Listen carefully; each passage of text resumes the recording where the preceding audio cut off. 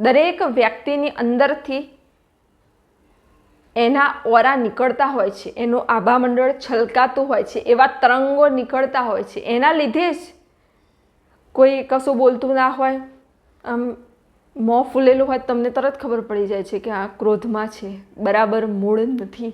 એ બોલે નહીં તોય કેવી રીતે ખબર પડે છે? એ કિરણોથી. ક્રોધના તિરંગો નીકળે, ક્રોધના તરંગો નીકળે, રાગ દ્વેષના તરંગો નીકળે, લોભના તરંગો નીકળે.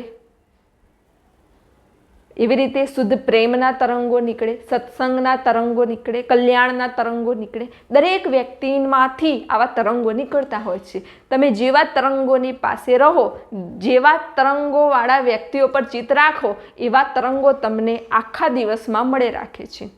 મહાપુરુષોની પાસે આ શુદ્ધ તરંગો હોય છે, એટલે એમની પાસે જવાથી આપણને શુદ્ધ તરંગો મળે છે, એટલે આપણું કલ્યાણ થાય છે, એટલે આપણું સારું થાય છે. તમે સત્સંગ સાંભળો, સત્સંગ જોવો તો તમને શુદ્ધ તરંગો મળશે. પછી તમે કોઈ એવા અભિમાની, અહંકારી, રાગ દ્વેષી, માયા મમતાવાળા મનુષ્યો પાસે જશો તો તમને એ તરંગો મળશે. તો એ ઉર્જાથી તમારી અંદરનું ચોખ્ખું પાણી દોડાઈ જશે. એટલે બહુ ધ્યાન રાખવાનું. સંસારમાં તમારે જોવાનું કેવા વ્યક્તિ છે, શું છે, બધું જોવાનું. તમને બધું દેખાશે.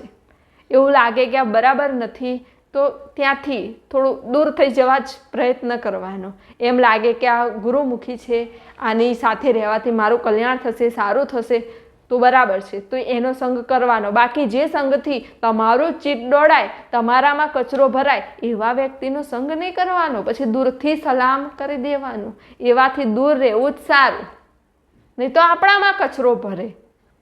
અત્યારે બહાર જુઓ તો નકારાત્મકતાના તો વ્યક્તિઓમાં ડબ્બે ડબ્બા ભરેલા છે.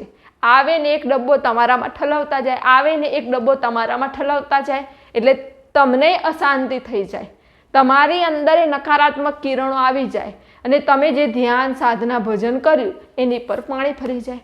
એટલે જીવનમાં સંગનું બહુ મહત્વ છે. એવું લાગે કે આ કચરાના ડબ્બા જેવો છે તો અંતર બનાવી લો, દૂર. કોઈ જોડે બગાડવાનું નહીં, દૂર થઈ જવાનું. એમ લાગે કે આ બરાબર છે, દૂર થઈ જાઓ. એમ લાગે કે આ ગુરુમુખી છે, સત્સંગી છે, આની જોડે રહેવાથી આપણું કલ્યાણ થશે, સારું થશે, તો એનો સંગ કરો. તો જીવનમાં તમે જલ્દીથી પ્રગતિ કરી શકશો. કેમ કે જેવો સંગ તેવો રંગ. માટે જીવનમાં સંગનું બહુ મહત્વ છે.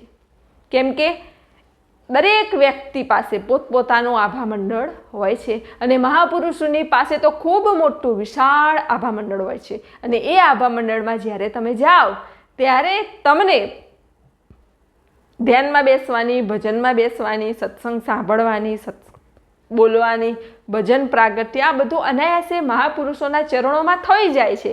કેમ કે ત્યાં એ જ બ્રહ્મલોકના શુદ્ધ ચૈતન્ય કિરણો વરસતા હોય છે.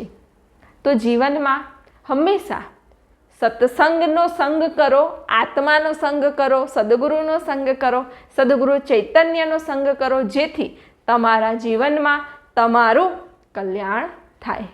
આપ સર્વના હૃદયમાં બિરાજમાન પરમાત્માને પ્રણામ.